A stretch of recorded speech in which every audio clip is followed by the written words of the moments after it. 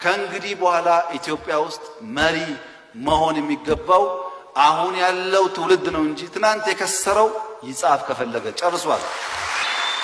ትናንቱን ስላባከነ አሁን መጽሐፍ ማስተማር ይችላል። ጊዜው ሲዝኑ የእናንተ ነው። ትናንትናውን አባክኖ ነገህን ሲወስድ ኖ ይሄ አሁን የኔ ጊዜ ነው። ከፋም ለማም ያንተ አልቋል። አሁን ጻፍ አስተምር፣ የኔን ጊዜ ግን አትሻማ ማለት ካልቻላችሁ ኮምፒውተር ማያቅ አሁንም በእጅ የሚጽፍ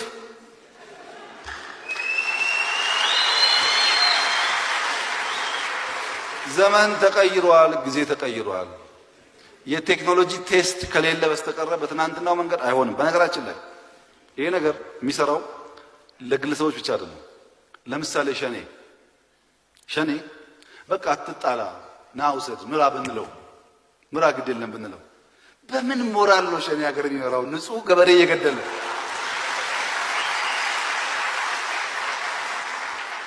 ሴት ገለ አርሶ አደር ገለ ማን ነኝ ብለህ መሪ ትሆናለህ? እንትን ይፈልጋል እኮ አሁን ሌባ ሰው ስታዩ እንደሚያስጠላችሁ ነፍሰ ገዳይ መሪ ቢሆን አይመችም ማለት ደስ አይልም።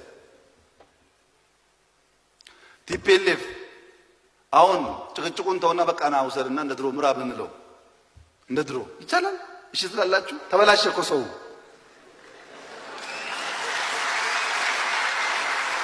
ሰው እኮ ተበላሸ ስላችሁ ተበላሽቷል። አንደኛ መሪ ሆነ ካልጎበኘኸው እዛ ተቀብረ ቤተ መንግስት ተደብቀ አይሆንም። ካላናገርከው እሺ አይልም። ፕሮጀክት ጀምረ ካልጨረስክ እሺ አይልም። ዩቲዩብ ፌስቡክን ከዘጋህ እሺ አይልም። እነሱ ደግሞ ዩቲዩብን ፌስቡክን ምናምን ዘግተው እንጂ ከፍተው አይችሉም፣ ያውቁታል። አሁን የተቀየረውን ላንድስኬፕ ዘኒው ኖርማል መገንዘብ ካልቻልክ በነበረው ቲንኪንግ it doesn't work አይቻልም። ለዚህ ነው እነዛ ሰዎች ይጻፉ ምላቸው ይቸገራሉ፣ አይገባቸውም። ነጋችሁን አሳልፋችሁ አትስጡ። እናንተ ነገ ላይ በነጋችሁ ላይ ለሚቆሙ ሰዎች በእጅ አትበሉ፣ አትፍቀዱላቸው። የራሳችሁ ባልባሌ መንገድ አባክነው የእናንተን ነገ ሊቀሙ የሚያስቡ ሰዎች አትፍቀዱ። ከእንግዲህ በኋላ ኢትዮጵያ ውስጥ መሪ መሆን የሚገባው አሁን ያለው ትውልድ ነው እንጂ ትናንት የከሰረው ይጻፍ ከፈለገ ጨርሷል። ኦሮሞ፣ አማራ፣ ጉራጌ፣ ስልጤ፣ ወላይታ ምናምን ብሎ የሚያባላህ ከደከመ በኋላ አንድ ቄራ ወስዶ ነው የሚያርድ። ሁለት ቄራ የለም። አንድ የሀዲያ ተረት አለ። ሀዲያዎች የሚገርሙ ተረቶች አሏቸው። በሀዲያ ተረት ሁለት በሬዎች መንገድ እየሄዱ ይገፋፋሉ እና እዛ ካሉ ሰዎች በለው በግራ በቀኝ እያሉ በሬዎቹን አደባድበው በሬዎቹ ደክመው ይወድቃሉ። መውደቅ ብቻ ሳይሆን ፌንት ያደርጉና መነቃነቅ ያቅታቸዋል። ከተወሰነ ጊዜ በኋላ እነዛ በሬዎች አንድ ቦታ ተኝተው ይነቃሉ። የት ነው ያለነው ሲሉ ቄራ። ሁለታችንም ሲሉ አዎ። ሁለት የሚደባደቡ ኃይሎች ከዚህና ከዚያ ሆኖ የሚያደባድበው ኃይል አንድ ቄራ ነበር። ሲደክሙ ሁለቱንም ወሰዳቸው። አሁን ኦሮሞ፣ አማራ፣ ጉራጌ፣ ስልጤ፣ ወላይታ ምናምን ብሎ የሚያባላህ ከደከመ በኋላ አንድ ቄራ ወስዶ ነው የሚያርድ። ሁለት ቄራ የለም። እስክትደክም ነው የሚያባላህ እንጂ ከወደክ በኋላ እርዱ አንድ ቦታ ነው የሚሆነው። ምረጡ እንግዲህ ደህንነት፣ የሰፈር ጠበቃነት፣ ቆሻሻ ይቅርብን የሚል ትውልድ መሆን ትፈልጋላችሁ ወይስ ሰፈሬ መንደሬ እያላችሁ በእርዳታ ስንዴ መኖር ትፈልጋላችሁ? ጥያቄው ምርጫው የእናንተ ነው። የማታበቅለውን ችግኝ አትትከል። የማትጨርሰውን ኮሌጅ አትግባ። ለምን ታዋክናለህ ጊዜ? ሜክ ሹር የጀመርከውን ነገር እንደምትጨርስ። ፕሮጀክትም ይሁን ችግኝ መትከልም ይሁን ስንዴ ማረስም ይሁን መጨረስን እርግጠኛ ካልሆንክ አትጠራጠሩ። ብዙ ችግር እንፈታለን። ነገር በክላሽ ሳይሆን በምርጫ፣ ነገር በኃይል ሳይሆን በህግ ማስፈጸም። በህግ ካልሆነ በስተቀር ሁለት ኃይለኞች ሲደባደቡ ብዙ ሰዎች ይጎዳሉ። ዴሞክራሲን መንግስትም ተቃዋሚም ወጣትም አዛውንትም መለማመድ አለበት። በህግና በህግ ብቻ ወደ ስልጣን መምጣትን ሀገር ማስተዳደርን መለማመድ ያስፈልጋል። ሰፈር የሚል ሰው ሰፈር ነው የሚቀረው። ባይዘው ምንም በሰፈር አጀንዳ የላቀ ነገር መፈጸም አይቻልም። እና ስለ ሰፈር የሚጨነቁ ሰዎች ሰፈር ይቀራሉ። ከዛ ውጡ። እናንተ አፍሪካ ማን ሊመራ ነው? ዓለምን ማን ሊመራ ነው? አንተ መንደር ውስጥ የምትልከሰከሰው ማን ነው አፍሪካን የሚመራው? እንደዛ አስፓየር ማድረግ ይኖርብናል። ስለ ኦሮሞና ኦሮሚያ ብለህ የምትሞትበት ጊዜ አይደለም። አሁን ትናንት ቀረሱ። አሁን ልንከላከል እንችላለን። መንገድ በዚህ ይሰራ፣ ውሃ በዚህ ይሰራ፣ እዚህ ጋር እንትና ሊቀመንበር ይሁን ምናምን ልንከላከል ልንገዳደር ግን አያስፈልግም። ግን ሸኔን ናቅ የምታደርጉ ሰዎች ጥንቃቄ አድርጉ። ሸኔን ናቅ አታድርጉ። ሸኔ የብዙ ኃይሎች ስብስብ ነው። የብዙ ጠላቶቻችን ስብስብ ነው። ወለጋ ያለው ፈረስ ነው፣ የሚጋልበው ግን ብዙ ነው። ሶስተኛው ዓለም አቀፍ ቀውስ ነው። አሁን ኮሮና የዛሬ 10 ዓመት አልነበረም። ኮሮና መጣብን። ቀላል ጣጣ አይደለም። ኮሮና የሚያግዝህ እጅ ይሰበስባል፣ ብዙ ልማት ይቆማል፣ ሀገር ውስጥ እንቅስቃሴ ይቀንሳል። ዩክሬንና ራሻ ግጭት ከፍተኛ ችግር ነው። ነዳጅ ዋጋ ጨምሯል። ኢንፍሌሽን ኢምፖርት ይደረጋል። ለዓለም በጋራ መቆም ያስፈልጋል። ባለን ችግር ላይ ተቃርኖ ሀያላን ሀገራት ካላቸው ጎጂ ነው። ለኛ ለምናድግ ህዝቦች አንደኛ መወሰን አንችልም። እኔን የማትከተል ከሆነ 5 ሳንቲም አታገኝም ይላል እየመጣ ያም እየመጣ የማትከተል ከሆነ ብድሩን አቆምብሃለሁ ይላል። ከዚህም ተበድረሃል። በሰላም መሀል ላይ ልቁም ብትል አይፈቅዱልህም። በቀዝቃዛው ጦርነት ጊዜ ወይ ከኔ ጋር ካልሆንክ ጠላቴ ነው የሚባል ፋሽን ነበር እና ምስራቅ የሚደግፉ አሉ፣ ምዕራብ የሚደግፉ አሉ። መሀል ላይ መሆን በጣም ችግር ነው። የሞከሩ ሀገራት አሉ መሀል ላይ ለመሆን። አሁን እኛ ግን የምንፈልገው ምዕራብም ወዳጃችን ነው፣ ምስራቅም ወዳጃችን ነው። የእናንተ ጭቅጭቅ እዛው አድርጉት። እኛ ከእናንተ ጋር ባለን ግንኙነት ግን ሰላም እንፈልጋለን ነው። አይቻልም ይላሉ፣ ግን ይቻላል።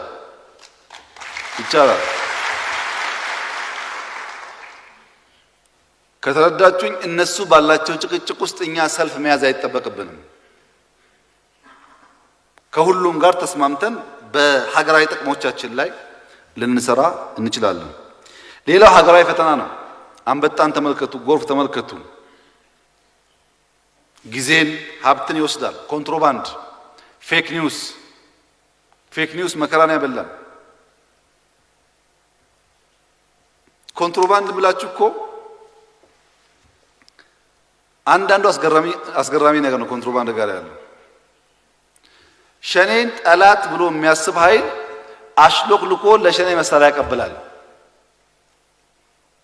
ወያኔ ጠላት ነው የሚል ኃይል አሽሎክልኮ ለወያኔ ስንቅ ትጥቅ ይሰጣል። ኮንትሮባንድ ሲባል በጣም ውስብስብ ችግር ነው። ኮንትሮባንድ ይከላከላል የምትለው ተከላካይ ነኝ እያለ አንዳንዴ ያሾልካል። ፌክ ኒውስ ደግሞ ታውቃላችሁ ችግር ነበር። እነዚህ ከዚህ ባሻገር ደግሞ ጦርነት ከመጣን ጀምሮ ቆሞ አያውቅም እኮ። አንዴ ምስራቅ፣ አንዴ ሲዳማና ወላይታ ይባላል፣ አንዴ አፋርና ኢሳ ይባላል፣ አንዴ ኦሮሞና አማራ ይባላል፣ አንዴ ቤኒሻንጉልና ምን ይባላል፣ አንዴ ኤቭሪዌር በየጊዜው ችግር አለ። በነገራችን ላይ ሰው ሞት በሚመለከት እናንተ ሲሞት ነው የምትሰሙት፣ ከሞተ በኋላ። የኛ እኮ የሚገርማችሁ በየቀኑ ዛሬ ሰበታ ላይ 10 ሰው ሊገደል ነው ይባላል። ሩጥ ብለን ስንሮጥ እናድራለን፣ አዳን እንላለን። ነገ ቡራዩ ላይ ቦምብ ሊፈነዳ ነው ይባላል። ቡራዩ ደግሞ ፖሊስ ሩጥ፣ መከላከያ ሩጥ እንላለን፣ አዳን ይባላል። 2 ቀን አዳን ብለን ስንተኛ 3ኛው ቀን ለገጣፎ ሰው ሞተ ይባላል። ያኔ ትሰማለህ አንተ ሲሞት ነው የምትሰማው። እኛ ግን በየቀኑ የምንሰማው የመርዶ መረጃ ነው በየቦታው። ብዙዎቹን አትርፈናል። አሁን አዲስ አበባ ላይ በሰሞኑ ሲደገስ የነበረው ድግስ የተያዘው መሳሪያ የተያዘው ፈንጅ ነግራችሁ አልችልም። ፓርላማ ተናግሬያለሁ። በየቀኑ በሚደረግ ፍተሻ ግን በጣም ከፍተኛ ቻሌንጅ አለ። እነዚህ የሚያሰርጉ ኃይሎች ሚዲያም ስላላቸው ማስረግ ይፈልጉና ሲያቅታቸው ሌላ አጀንዳ ይፈጥራሉ። በአዲሱ ዓመት አዲስ አበባ መታመስ አለበት። አዲሱ ዓመት ወለጋ ምናምን አካባቢ መታመስ አለበት። ኃይል ሲበተን ምስራቅ ሲሄድ ምዕራብ ሲሄድ በሰሜን ጦርነት እንጀምራለን። ዘሆል ታክቲኩ ይሄ ነው። እዚህም እዛም ችግር መፍጠር፣ በአንደኛው ማባባስ። ይሄ ምርቅ ነው፣ የማያስፈልግ ከዘራነው ጋር በስህተት እሾህ ሆኖ የበቀለ ነው።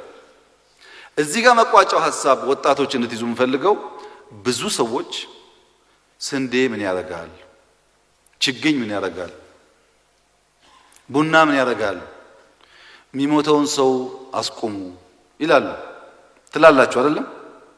ይሄ ላይላዩን ቆንጆ ምክር ነው። ላይላዩን ውስጡ ግን መርዝ ነው። ምክንያቱም ስንዴ ከሌለ ያ ሰላም የሚያስከብርልን ኃይል የምትከፍለው ደሞዝ የለህም ማለት ነው። አታበላውም ማለት ነው።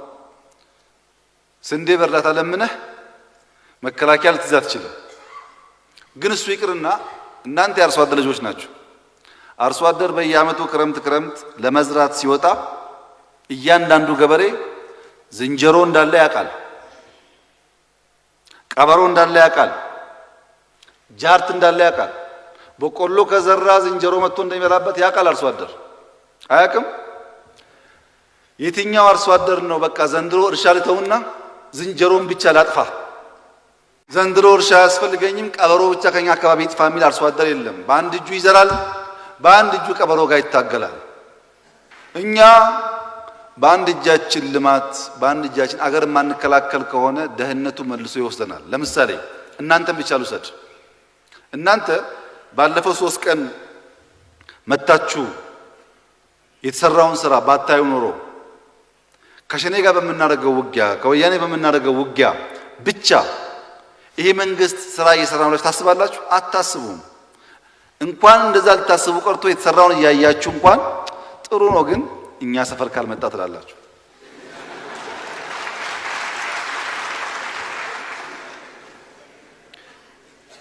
ከወጣቱ ምን ይጠበቃል? ለኛ ምን ትነግረናለህ? ወጣቱ ምን ያድርግ የሚል በጣም በርካታ ጥያቄ ተነስቷል። ቁልፉ ጥያቄ እሱ ነው። እኔ የግሌ ልንገራችሁ፣ ዛሬ በሞት እቺን ታክል ዝግሬት የለኝም። እያንዳንዱ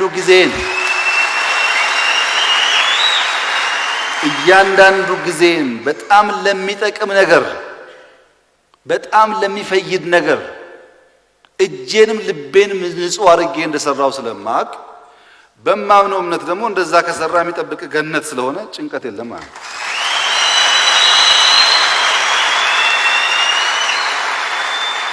ዛሬ ጡረታ ውጣ ብትሉኝ ደግሞ ህልም የለኝም። ህልሜን ኖሬያለሁ፣ ተርከዋለሁ፣ ጽፈዋለሁ። ቅዠት የለብኝም። እኔ ከእናንተ የምፈልገው ይህ ወጣት የቀደመ ታሪክ የሰማ ወጣት ነው፣ ያነበበ ወጣት ነው። ይሄን ለውጥ ለማምጣት የታገለ ወጣት ነው። ዝም ብሎ ወጣት አይደለም። እዚህ ያለው ሰምቷል፣ ታግሏል። ይሄ ወጣት በታሪክ አጋጣሚ ውስጥ የራሱ የሆነ ታሪክና ገድል ያለው ነው። ትናንትናን የሰማ ነገን ሊሰራ ደግሞ አስፓየር የሚያደርግ የመደመር ትውልድ የሚል መጽሐፍ እያዘጋጀው ነው።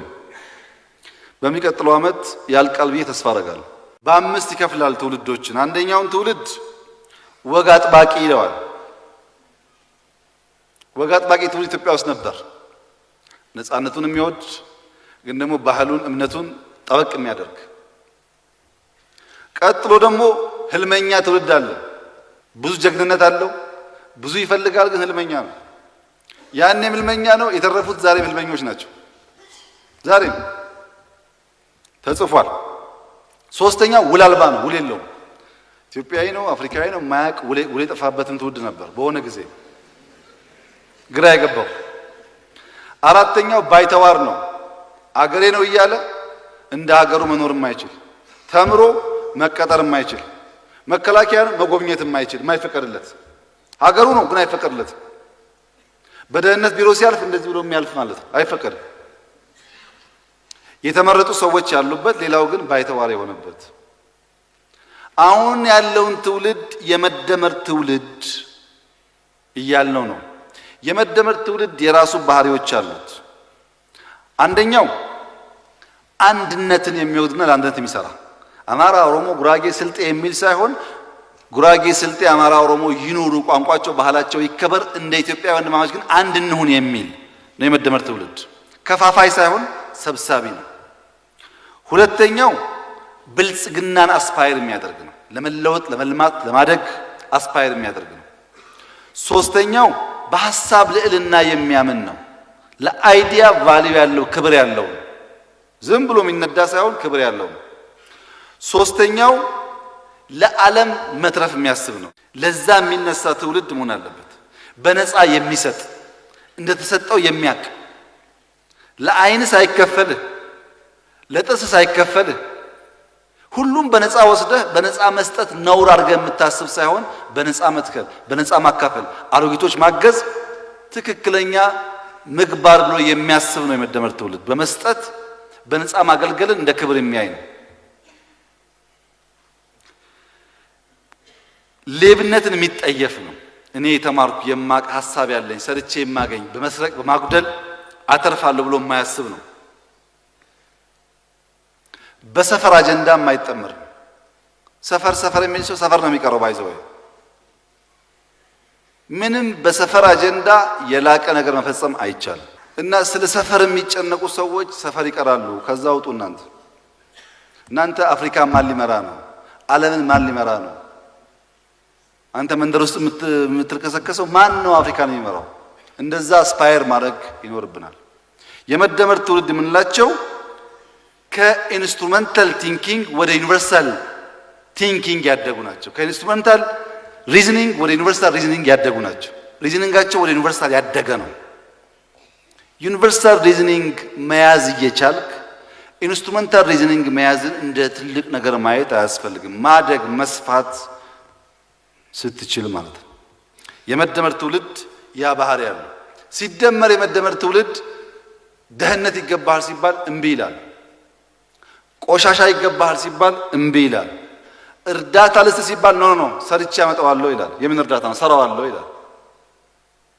እርዳታን እንደ ጌጥ የሚያድን አንተ በሰፈር ብቻ አስብ ሲባል የለም ስለ ዓለም ነው የማስበው ይላል።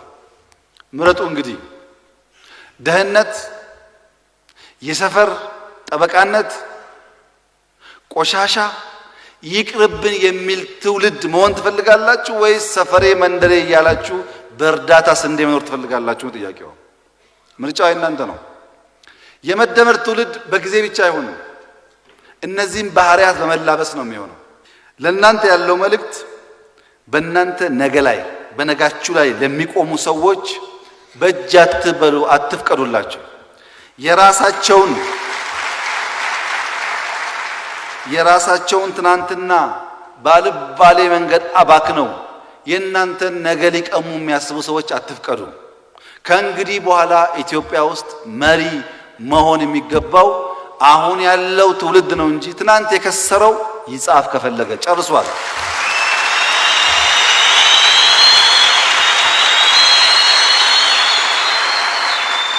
ትናንቱን ስላባከነ አሁን መጽሐፍ ማስተማር ይችላል። ጊዜው ሲዝኑ የእናንተ ነው። ትናንትናውን አባክኖ ነገህን ሲወስድ ኖ ይሄ አሁን የኔ ጊዜ ነው። ከፋም ለማም ያንተ አልቋል። አሁን ጻፍ አስተምር፣ የኔን ጊዜ ግን አትሻማ ማለት ካልቻላችሁ ኮምፒውተር ማያቅ አሁንም በእጅ የሚጽፍ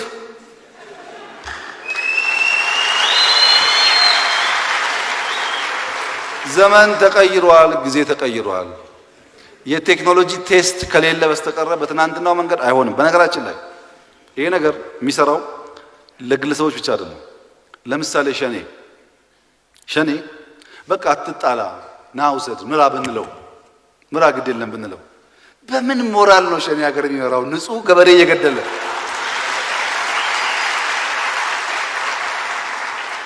ሴት ገለ አርሶ አደር ገለ ማን ነኝ ብለህ መሪ ትሆናለህ? እንትን ይፈልጋል እኮ አሁን ሌባ ሰው ስታዩ እንደሚያስጠላችሁ ነፍሰ ገዳይ መሪ ቢሆን አይመች ማለት ደስ አይልም። ቲፒኤልኤፍ አሁን ጭቅጭቁን ተውና በቃ ና ውሰድና እንደ ድሮ ምራ ብንለው እንደ ድሮ ይቻላል? እሺ ትላላችሁ? ተበላሸ እኮ ሰው።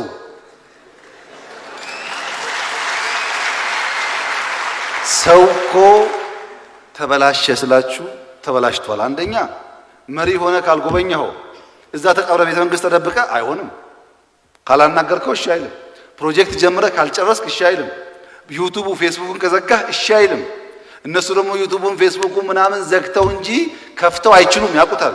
አሁን የተቀየረውን ላንድስኬፕ ዘ ኒው ኖርማል መገንዘብ ካልቻልክ በነበረው ቲንኪንግ ኢት ዳዝንት ወርክ፣ አይቻልም።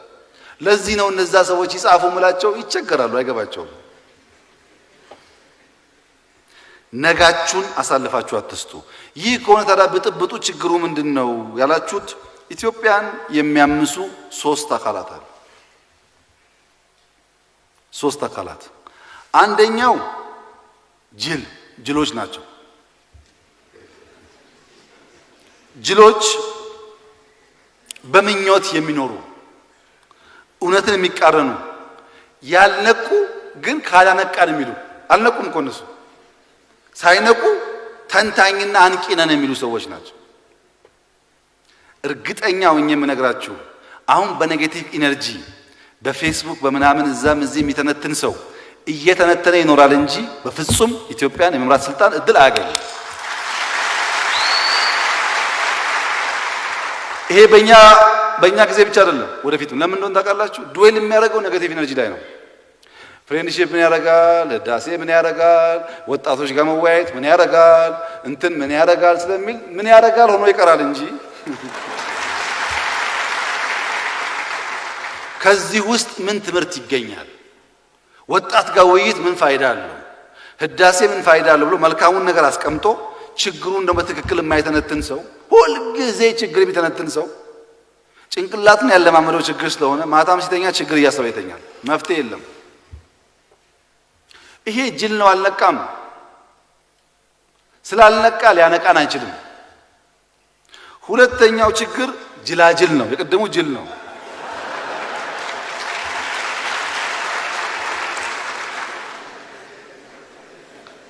ጅል ሳይነቃ ላንቃ የሚል ነው። ጅላጅል ግን ጅልን እንደ አዋቂ ቆጥሮ የሚከተል ነው። ጅልን እንደ አዋቂ ቆጥሮ የሚከተል ማለት ለጅል ሐሳብ ዋጋ የሚከፍል ማለት ነው። ለሚጠቅም ሐሳብ አይደለም፣ ለጅል ሐሳብ። ለምሳሌ ችግኝ እንትከል ኢትዮጵያን እናልብስ ብለህ ስትተክል እሱ ማታ ሄዶ ይቀንጥሰዋል፣ ችግኙ ይቆርጠዋል።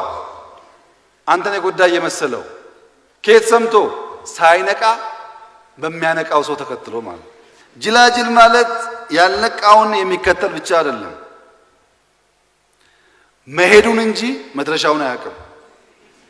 ይሄዳል፣ የት እንደሚደርስ አያውቅም። መጓዙን እንጂ መንገዱን አያውቅም። ይጓዛል፣ ይጮሃል፣ ድንጋይ ያወረውራል፣ ይሳደባል፣ ግን መንገዱን አያውቅም። ይሄ ጉዞ የት ይወስደኛል አይልም። አርሶ አደር መግደል፣ ሴቶች መግደል መንግስት አያረገኝም ብሎ አያስብም። ዝም ብሎ የሚጓዘው መሰብሰቡን እንጂ አጀንዳውን አያውቅም። ይሰበሰባል እኮ ማመጹን እንጂ ግቡን አያውቅም። ያምጻል፣ ይታገላል፣ ይፎክራል። ለምን እንደሆነ ግን አያውቅም። ግብ የለውም። ይሄ ጅላጅል የምንለው ባጭሩ እንደ ተሳቢ የሚጎተት ማለት ነው። ለእናንተ ያለኝ ምክር የማታሸንፈውን ትግል አትጀምር። ዋጋ የለውም። የማታበቅለውን ችግኝ አትትከል።